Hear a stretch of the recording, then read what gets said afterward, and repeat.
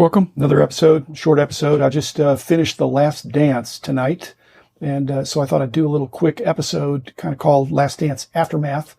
I've seen all 10 episodes now. And I think I'll just give you some thoughts on that. And then you can listen to it in the morning. I watched in the TV-14-L, which just means don't look at the speaker's mouth and do any lip reading, because lots of locker room profanity, which is, again, this is a documentary, probably pretty realistic, but still not, it is what it is. So the audience perhaps expected it, but that's the way it goes. What's the hobby impact of this? Well, because of Michael Jordan, the NBA now, if you look back over the last 20 plus years, the NBA is now in essentially every foreign country. Michael Jordan, LeBron, they are kind of household names in every country in the world.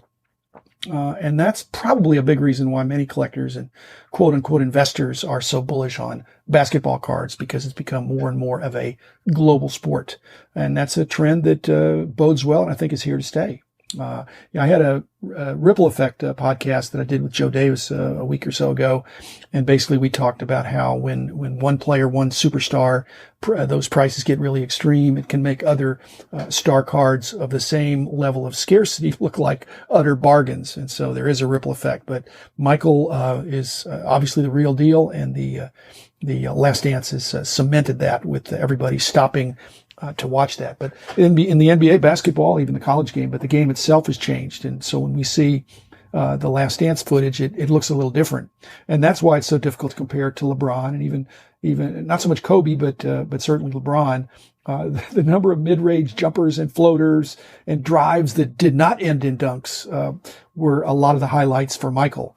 And with Michael, you also realize, Andrea Kramer had an interesting point, that Michael's fame came before all this social media stuff. So he had nobody, he had sports writers to tout, to tell the shape of story, but otherwise he was performing on the court. And LeBron has clearly had a different impact because times are different now, and his ability to shape his own story is different. And then don't get me started on the Euro step. Michael's hang time, his ability to suspend was pretty amazing. But you give him an extra step, as they apparently do with the Euro step, and no telling what he would have done. He already was unstoppable. I did a podcast a few weeks ago about being about the herd. And I really was referencing some of the stuff in this TV documentary, because basically you could get a sense of, since everybody's watching this is what everybody's going to be doing. And but what I've noticed, and I'm very pleased with, is that there are a number of people that seem to have gotten ahead of the herd, which is clearly the way you want to be trampled by the herd. You don't want to be way behind the herd. You want to be at the front end of it and ahead of it if you can. If you can see something that's going to go up, buy it before it goes up. And I've seen from the auction results from my auction sponsors and ComC and eBay and other things, and I've heard in the other excellent hobby podcasts that are out there that, especially early on, I mean, Scottie Pippen was on fire, especially early on in the series. Karl Malone has gotten some exposure. Charles Barkley, Hakeem Olajuwon. Carl Malone, I just finished that last episode, and he's just a class guy, just amazing how a guy that was that physical and that big had so much finesse, and to come in and congratulate the guys after the 6th championship. That's, again, something George Karl apparently didn't do. So Michael really, that was important to Michael, that people would acknowledge him and give credit where credit is due. One of my close friends was Karl Malone's first NBA agent, and speaks highly of him. And speaking of George Karl, I mean, like Michael said, he was a fellow Tar Heel and had a reasonable pro career, NBA, ABA, I guess. And some of those cards may possibly be undervalued. One of the things that Michael did is that he would kind of paint victims. He'd paint them into like villains. Now, victims are really not that collectible, but villains are. And the villains that Michael, he respected their abilities, but you can break the players that Michael hated or gave a hard time to into players that he just didn't think were that good, as opposed to those he hated personally, and but respected their game. And I think you know who I'm talking about. the ultimate victim in this and villain is Jerry Krause. And that just, when you go to a card show, you can see there's two groups of people there. And without trying to discriminate and make assumptions, you can see that when you look at card collectors, there's a group of them who seem to have been really good athletes when they were in high school or college, not necessarily pros. And then there's another group that weren't. And it's clearly discrimination.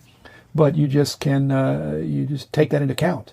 And if you want a GM that is going to be effective, they've got to take into account the business aspects. And that's why some of the card collectors that are the best and the savviest were not necessarily the best players. They appreciate the talent that's required, but they also understand the business aspects that there's a limit to how much you could pay for a card, just like there's a limit of how much you could pay a player or when you're lining up your team. So I'm not on Jerry Krause's side, but I'm just saying it's a really tough job to be the GM of a team that has Michael Jordan as the dominant figure. One of the herd aspects that would impact hobby people is that there absolutely will be other documentaries coming, and they may be in other sports. I don't think they'll have exactly the same effect, but they absolutely should have a positive effect. And so even rumors of future documentaries could send people to, again, ahead of the herd.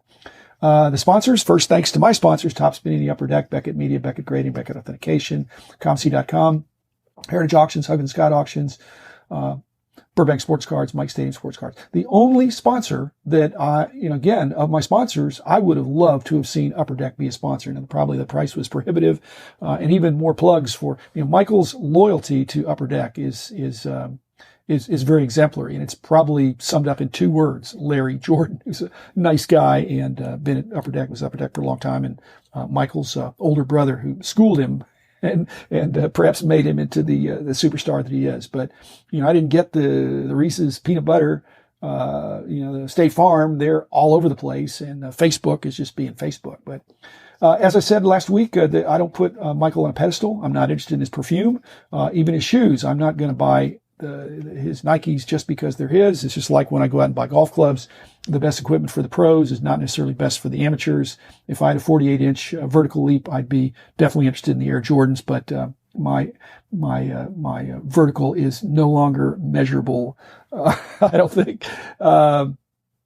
Anyway, that's the other thing about that is there wouldn't even be sneakerheads if it weren't for Air Jordans. And that's, again, thanks to some of those crossover collectors who have come into this card collecting hobby. I thought his mom came off very, very impressive and gets the real credit for the Nike connection. And, really was great to see some positive family aspect in the documentary.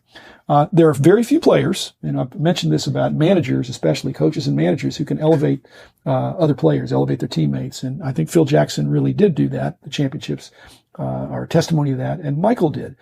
There's a few football players that can do that. That their presence on the team makes the team better, and it's not necessarily for being a nice guy, but somehow their players are gonna play harder. And just like Michael or coaches, you're either going to motivate by fear or by love. You're either going to say, hey, I don't think you can do it, prove me wrong, or you're going to say, hey, I know you got this, prove me right. So there's two different approaches to coaching. Again, I think not as applicable in baseball. You've got your own individual batting average. I want to get Michael Jordan's iPad. I want to be able to see what people are saying about me before they say it and get to approve whether it will be released. I thought that was cool. I would retitle The Last Dance, The Last Word. Watching him chuckle about Gary Payton, who truly was a great defender, and, nicknamed the Glove, and for Michael to just kind of shrug that off was really interesting. Okay, so card values. Is this Michael Jordan run-up going to last? It's going to last longer than the Scottie Pippen run-up. I mean, if people are going to buy or sell, they're going to buy the better player first, and they're going to sell the better player last. So if somebody wants to raise money, they'd be more likely to take, I can get rid of this Scottie Pippen or Steve Kerr, or Dennis Rodman, or anybody but Michael. Michael is transcendent. And finally, this discussion about who is the GOAT, the greatest of all time. Frankly, again, I just think it's more important that discussion take place than there be a consensus. If there truly was a consensus, I mean, that'd be fine. But the way the game has changed, it's impossible to compare fully accurately Michael with LeBron or whoever else may may come forward. But we can certainly appreciate Michael's greatness on the court. Again, off the court, he wasn't the greatest owner. He wasn't the greatest GM. Apparently his competition addiction, not gambling addiction, but competition addiction is not so transferable. But when he was on the court, he made people better. And, like I said, he's somebody absolutely worth emulating for his will to win. And so, again, if you're, have Michael in your collection, I can't imagine that you wouldn't if you're collecting vintage basketball. He was, if not the greatest all time, there was nobody better. So, thanks, listeners. Thanks, everybody. Enjoy collecting, not just basketball, but again, I think there'll be some documentaries on some other things as well, and you can have fun watching those as I did as well. So, thanks, and be back again tomorrow.